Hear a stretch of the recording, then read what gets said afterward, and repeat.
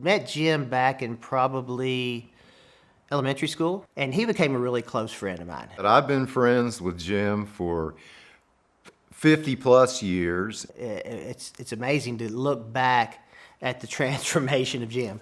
He was very athletic. In high school, he was a good athlete, had an esteemed Little League career. The boy was a catcher and didn't play much baseball after that. But in high school, he was a diver. He could soar through the air and flip and turn. And Really good diver. Girls were crazy about him, chasing him all over. quite the athlete, but once Jim found rock and roll, I think that was pretty much so it. Jim loved music of all sorts, mainly loved rock and roll. He once told me that Rumors by Fleetwood Mac changed his life.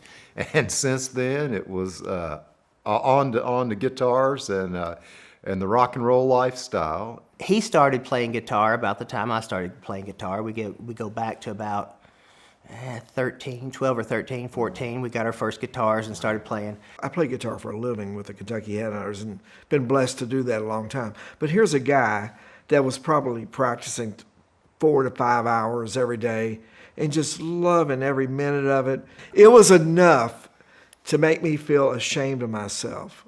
He would always call me and tell me about his practice. Man, I got 4 hours in today. I got 2 hours in today.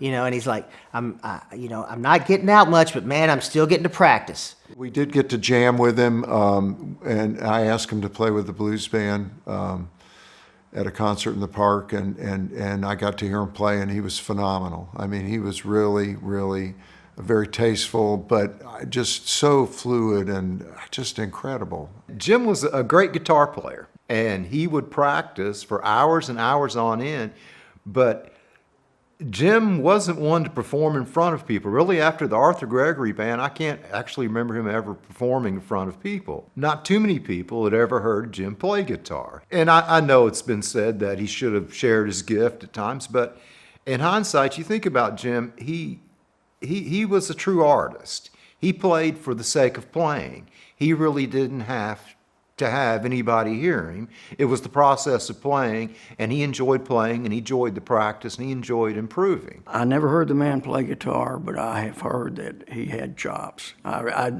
regret that I never saw him play. I'm sorry that more people didn't get to hear that.